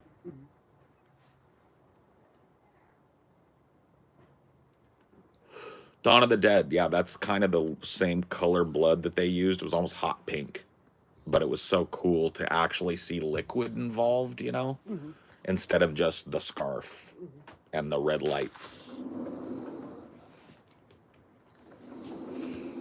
Johnny Depp was such a bad choice for Sweeney Todd, bro. You ain't even fucking kidding. That is a tragic dude. Mrs. Lovitz that can't sing. Arguably the hardest female part in musical theater history, Mrs. Lovitz. And they hire somebody that can't carry a tune, and they let her sing the whole part. These are the world's boys in London. Fucking God. I can't even watch that movie, bro. Sacha Baron Cohen, another really hard Pirelli, a countertenor part sung by a fucking guy that can't sing. Mm-mm.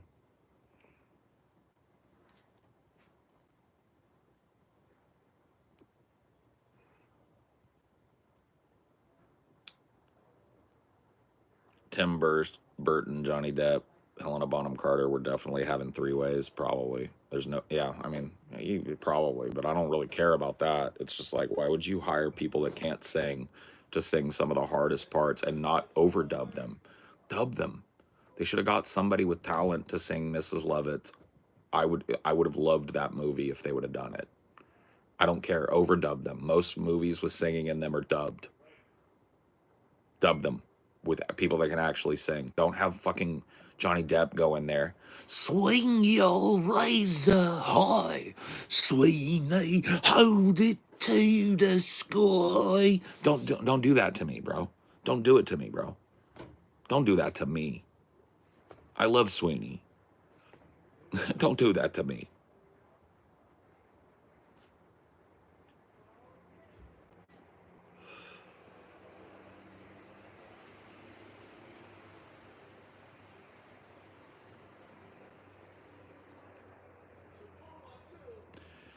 They did hire like the guy that plays what's his name, Judge Turpin. He can sing. The guy that plays Beetle Bamford can sing, and the guy that plays Toby can sing. So at least there were some actual singers in the movie. But the main three parts, Pirelli, Mrs. Lovett, and Sweeney, can't sing. Uh-oh, big problem. Johnny Depp is ass. Nah, Johnny Depp is just miscast a lot by Tim Burton. Tim Burton is in love with Johnny Depp, so he gives him every main role despite his ability. Like, let me give you three roles Johnny Depp never should have been given. Sweeney Todd, um, the fucking Mad Hatter. What the fuck was that performance? Willy Wonka. What the fuck was that? Right? Those three performances, all of them are Tim Burton just like bestowing a fucking leading role on Johnny Depp because he's in love with him, not because he thinks Johnny Depp brings anything to the role. But then you've got like Edward Scissorhands. Holy fuck. Yeah, Depp was great. So that's why I say, like, Johnny Depp is an ass. He just has a really unfortunate long collaboration with a director that's ass. Like, the director doesn't do well. So, there you go. Ed Wood, great movie. Edward Scissorhands, great movie. Maybe he just needs to do Edward movies. Maybe that's what he needs to do. Guys, movies where he's Ed. Yeah, What's Eating Gilbert Grape? He was great in that.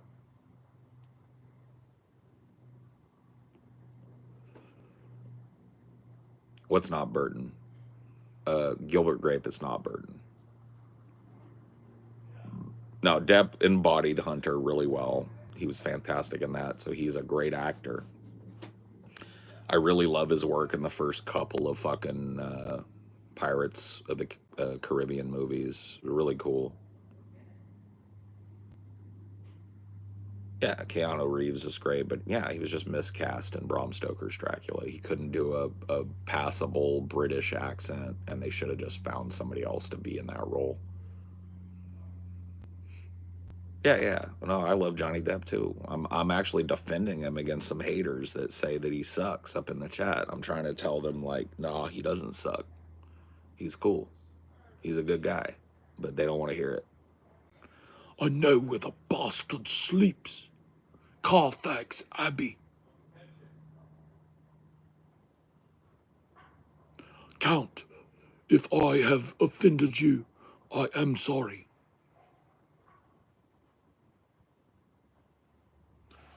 I see the Count. His witches haunt my every step, and his hounds lurk in the shadows. I am prisoner here.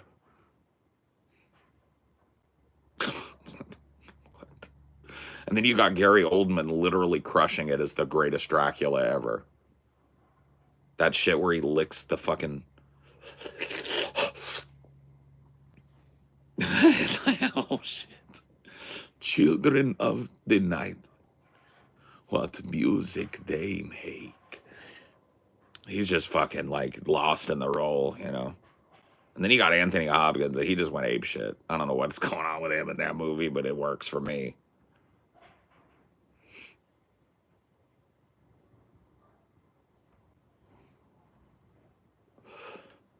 Marlon Brando's in Moreau was not an off day. Look into that movie.